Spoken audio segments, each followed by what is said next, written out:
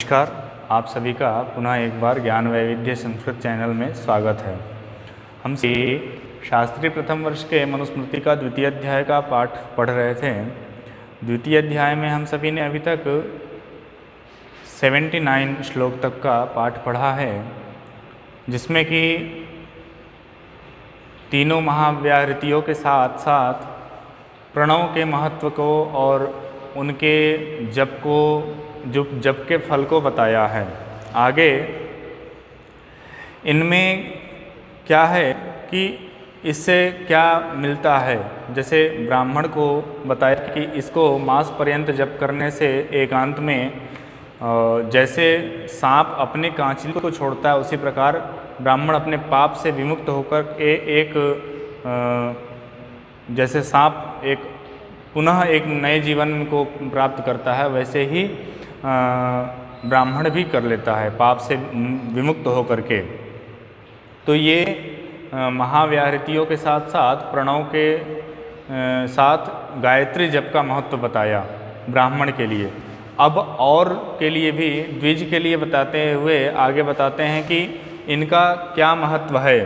तो कहते हैं कि एतयर्चा विसंयुक्तः काले च क्रिया स्वया ब्रह्म क्षत्रिय विट्यो निर्गर्हणाम याति साधुषु। कहते हैं कि गायत्री के विहित कर्मों से अपने कर्मों से हीन ब्राह्मण, जो गायत्री इत्यादि जप जो बताया गया, संध्या इत्यादि कर्म बताए गए हैं द्विज के लिए, इनसे जो हीन ब्राह्मण हैं, जो इनको नहीं करते हैं, जो वेदों के से विहित ये कर्म बताए गए, संध्या वंदन गायत्री जप इत्यादि जो कर्म बताए गए, किनको? ब्राह्मण क्षत्रिय वैश्य तीनों द्विजों को। तो इनको बताया गया अगर ये अपने कर्म को नहीं करते हैं तो इस कर्म के नहीं करने वाले द्विज क्या होते हैं? समाज से और सज्जनों में निंदित माने जाते हैं, ये निंदा के पात्र माने जाते हैं। कौन माने जाते हैं निंदा के पात्र? जो व्यक्ति या जो द्विज संध्या वंदन प्रणव सहित तीनों महाव्याहृतियों के साथ गायत्री का जप नहीं करता है, वो व्यक्ति समाज में निंदित होता है, समाज में निंदा का पात्र होता है। आगे कहते हैं कि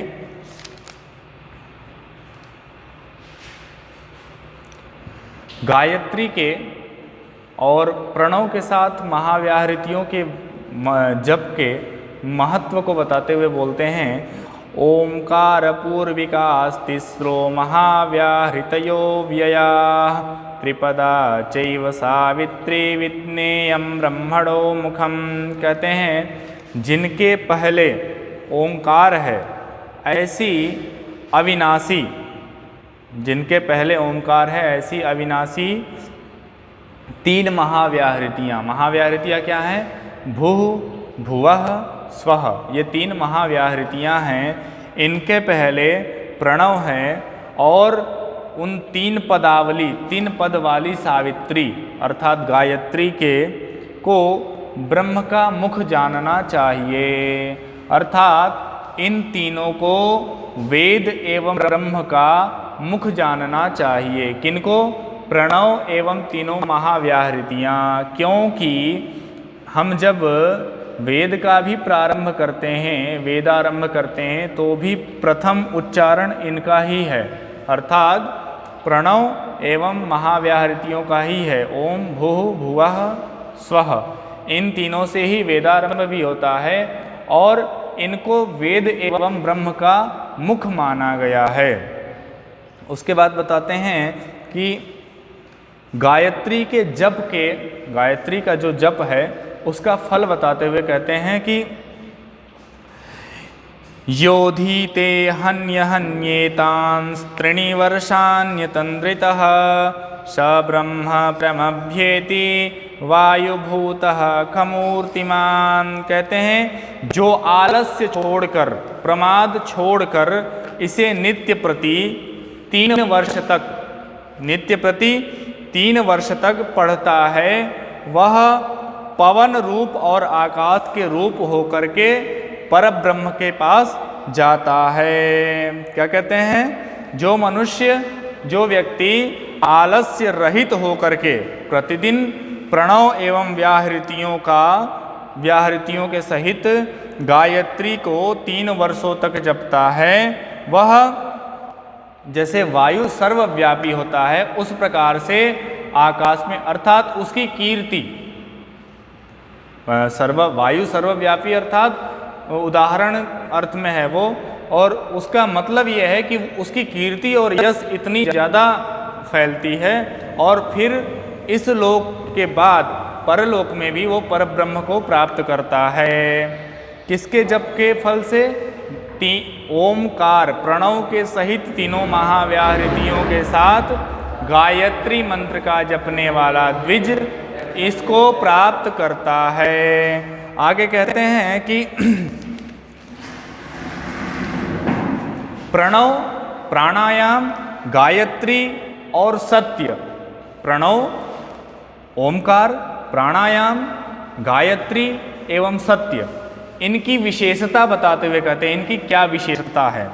तो कहते हैं कि एकाक्षरं परब्रह्म प्राणायामः परं तपः सावित्र्यास्तु परं नास्ति मौना सत्यम विशिष्यते।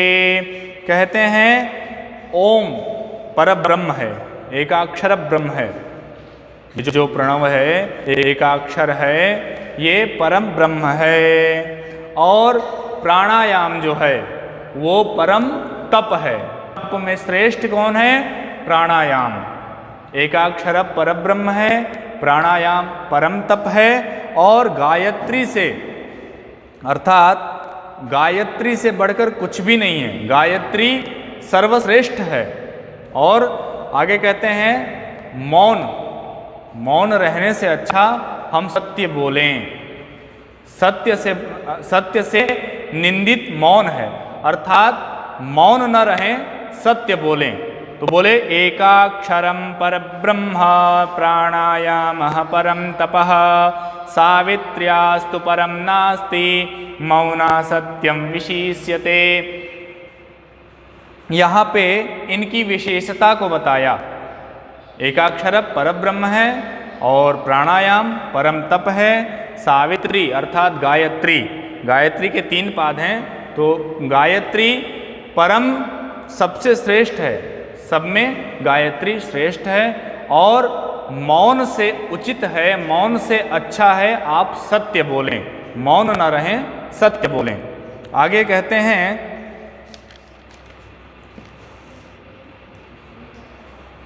ओंकार अर्थात प्रणव और वेद और ब्रह्म, इन तीनों के अलावा, इन तीनों को छोड़ करके सभी विनाशी हैं, ये तीनों अविनाशी हैं। इसके महत्व को बताते हुए कहते हैं कि वेद विहित जो याग कर्मानुष्ठान इत्यादि हैं, श्लोक में कहते हैं क्षरन्ति सर्वा वैदिक्यो जुहोति यजति क्रिया अक्षरं दुष्करं ज्ञेयं ब्रह्म चैव प्रजापति। कहते हैं संपूर्ण वेद में जो विहित कर्म याग इत्यादि हैं वो धीरे धीरे सब नष्ट हो जाते हैं, कालांतर में सब धीरे धीरे नष्ट हो जाते हैं, लेकिन कौन अविनाशी है? ओम अर्थात प्रणव और वेद और ब्रह्म, ये तीनों अविनाशी हैं। किसके मतानुसार? ये मनु के मतानुसार अविनाशी हैं। और विनाशी कौन है? जितने भी वेद विहित कर्म हैं या फिर जो भी ये वस्तुएं हैं, ये सभी विनाशी हैं, इनका धीरे धीरे नष्ट होना तय है।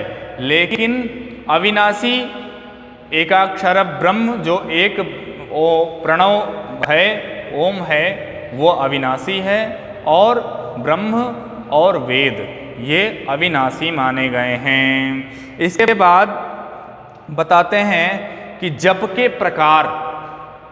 प्रकार बताते हैं। अभी तक आपको पहले तो गायत्री का स्वरूप बताया, प्रणव का स्वरूप बताया, इनका मंथन बताया, ऋषियों ने या महर्षियों ने या देवताओं ने इनको किस प्रकार से पूजा और किस प्रकार से इनका वो किया, और उसके बाद से इनके महत्व को बताया, इनके जप से क्या महत्व होता है, क्या फल मिलता है इनके जप का। और उसके बाद अब बताते हैं कि जप का प्रकार क्या होना चाहिए, जप के कितने प्रकार हैं। तो जप के प्रकार को बताते हुए कहते हैं विधि यज्ञ जप यज्ञो विशिष्टो दशभिर्गुणैः उपांशु स्याच्छत गुणः सहस्रो मानसः स्मृतः। कहते हैं विधि यज्ञ, विधि यज्ञ जो है, विधि यज्ञ अर्थात कि महायज्ञ, विधि यज्ञ से 10 गुणा जप यज्ञ, और उपांशु, उपांशु से 100 गुणा विशिष्ट है विधि यज्ञ से जप यज्ञ, जप यज्ञ से उपांशु, और उपांशु से मानस, अर्थात विधि, जप और उपांशु और मानस, ये 4 बताएं।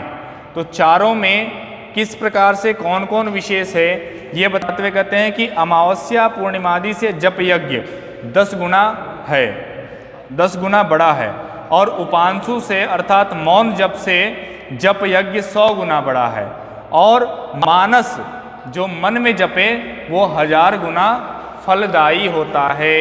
ये जप के प्रकार 4 प्रकार बताएं, कौन कौन से विधि यज्ञ, जप यज्ञ और उपांशु और मानस, ये 4 जप के प्रकार बताएं। आगे जप के प्रकार को बताने के पश्चात कहते हैं कि जप यज्ञ के महत्व को बताते हैं। जप यज्ञ का महत्व क्या है? तो कहते हैं ये पाक यज्ञश्चत्वारो विधि यज्ञ समन्विताः सर्वे ते जप यज्ञस्य कलाम नार्हन्ति षोडशीम्। अर्थात जो ये पाक यज्ञ और 4 जो विधि, पाक यज्ञ, जप, विधि यज्ञ, ये जितने भी यज्ञ हैं इनके विधि यज्ञ, इनके सबके बाद ये सब कर लेते हैं। उसके बाद अगर जप यज्ञ है आपका तो ये सारे इनके जप यज्ञ के 16 जो अंश होता है, जो कला होती है गिनती में, ज्योतिष शास्त्र में गिनती में आती है कला अंश, उस 16 कला के बराबर भी नहीं है। कौन? ये विधि यज्ञ, पाक यज्ञ, किसके? जप यज्ञ के। अर्थात इन सब में श्रेष्ठ कौन है? वो है जप यज्ञ। विधि यज्ञ और पाक यज्ञ ये जो भी हैं इन सब में श्रेष्ठ जप यज्ञ को बताया। यहाँ पे जप यज्ञ के महत्व को बताया। उसके बाद कहते हैं जप से ही ब्राह्मण को सिद्धि प्राप्त होती है। जप से ही ब्राह्मण को सिद्धि प्राप्त होती है। कहें जपे जप्ये नैव तु संसिध्येद ब्राह्मणो नात्र संशयः कुर्यान् दन्नन्न वा कुर्यान् मैत्रो ब्राह्मण उच्यते। ब्राह्मण जप से सभी प्रकार की सिद्धि को प्राप्त करता है, इसमें कोई संदेह नहीं है। वह कुछ भी करे या न करे, अर्थात जप करे। इसका जप करे अपनी गायत्री तीनों महाव्याहृतियों एवं प्रणव के साथ अपनी गायत्री का जप करे ब्राह्मण। इसके अनंतर वो यज्ञ इत्यादि क्रिया करे कि न करे उससे कोई फर्क नहीं पड़ता है। वो जप करे, उससे उसको सभी प्रकार की सिद्धि प्राप्त हो जाती है। इसलिए ये बात बोला क्योंकि यज्ञ करने के लिए अहिंसा, मतलब ब्राह्मण अहिंसक माने गए हैं, और ब्राह्मण अहिंसक माने गए हैं, इसलिए इनको जप से ही सारी सिद्धि प्राप्त हो जाएगी। यज्ञ करें अन्यथा न करें, इससे उनका कोई फर्क नहीं पड़ने वाला।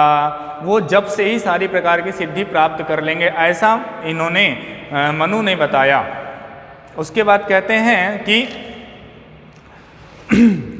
जप के लिए जप यज्ञ है, पर जप यज्ञ कैसे है, वो जप कैसा होना चाहिए, उसके लिए कहते हैं कि जप यज्ञ के लिए अपने इंद्रियों को, जो हमारी इंद्रियां हैं, उनको अपने वश में रखना, अपने वश में करना अत्यंत आवश्यक है।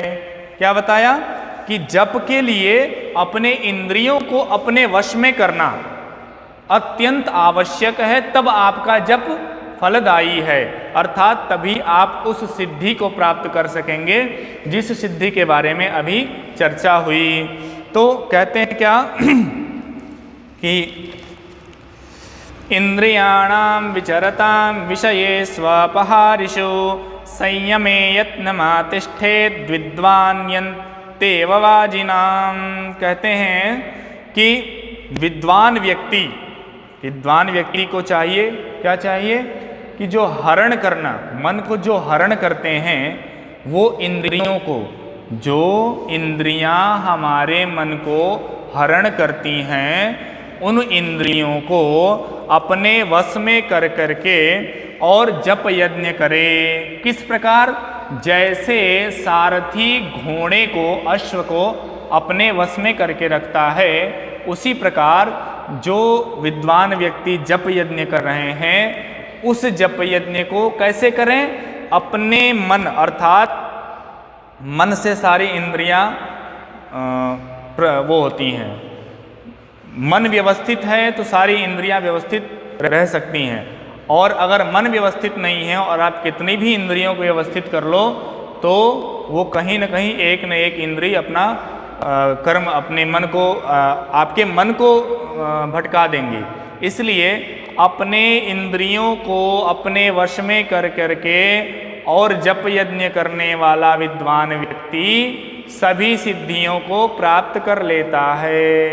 इसके आगे इंद्रियों की संख्या बताते हुए आगे के श्लोक में बताते हैं इंद्रियों की संख्या कौन सी, कितनी कर्मेंद्रियां हैं, कितनी ज्ञानेंद्रियां हैं। इन सब के बारे में हम अगले क्लास में पढ़ेंगे। आज के लिए बस इतना ही। धन्यवाद, नमस्कार।